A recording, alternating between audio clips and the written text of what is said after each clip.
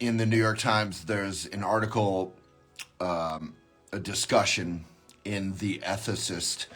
So there's this column where folks ask advice, kind of like Dear Abby, and someone who focuses on ethics replies. And the question today is their mother or grandmother of the children voted for Trump, and the holidays are coming up.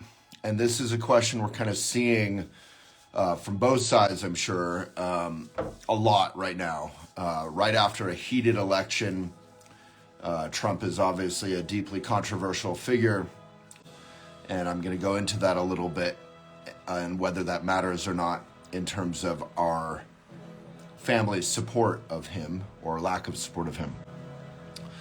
And so I just shared my thoughts. I wrote them up, and I figured I'd discuss it here.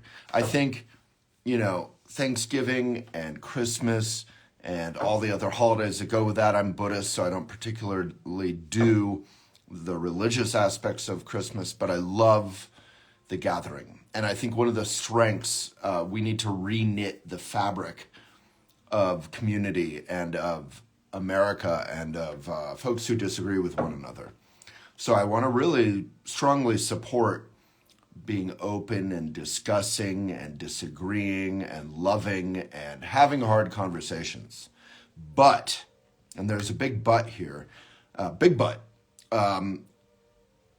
the gentleman who writes in to The Ethicist in the New York Times says, look, my wife, her children, her family, they're really upset about Trump getting elected for all these obvious reasons that I'm happy to elucidate, but everyone knows or should know. He is a sexual assaulter or abuser legally. He's a criminal legally. He's a con man. He doesn't particularly believe in or care about democracy or the planet that's already in crisis. He's not only not draining the swamp, he's filling it with the most corrupt and inept and malevolent cabinet in history. He's planning on mass deportations. There couldn't be anything less American. So not a great guy.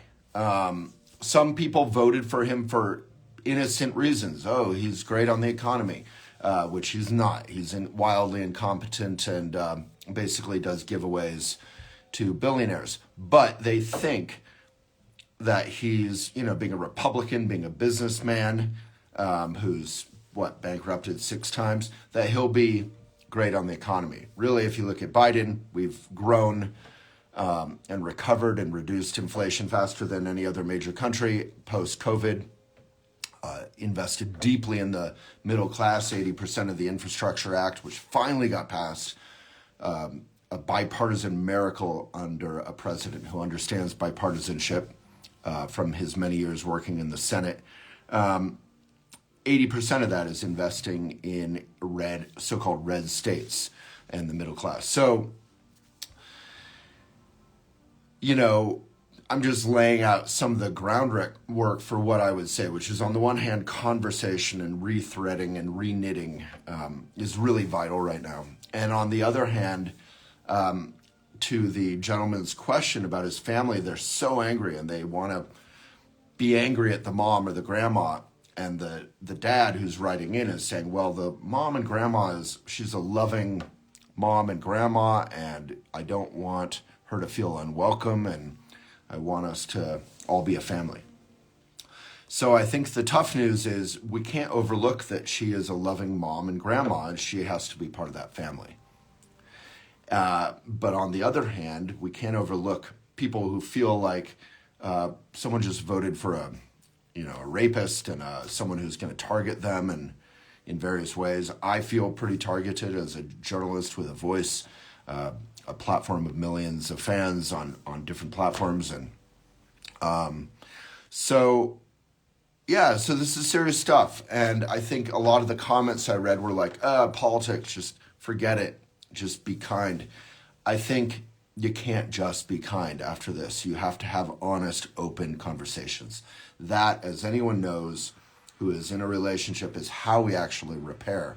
Is we have to be open, we have to be hopefully respectful, hopefully lots of deep breaths and maybe take breaks if you need to, but we have to have real conversations in order to have real relationships and real repair.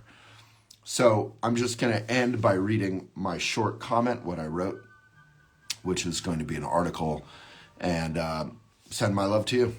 So how or if to relate with MAGA family this holiday season. Politics aren't something we can or should put in a private drawer and forget about or overlook, despite a lot of pressure to do so by a lot of people. Politics affect life and communicate values and lack thereof. Politics affect food. Politics affect investment in the middle class. Politics affect college. Politics affect war. You can't just say, oh, politics, just ignore them. They affect everything. That a beloved family member is a loving mother or grandma, etc., doesn't obviate their support of an assaulting conman, etc., who has active disregard for democracy or even safety of its citizens. So these holidays, frank, civil, open conversation, listening, and repair is needed.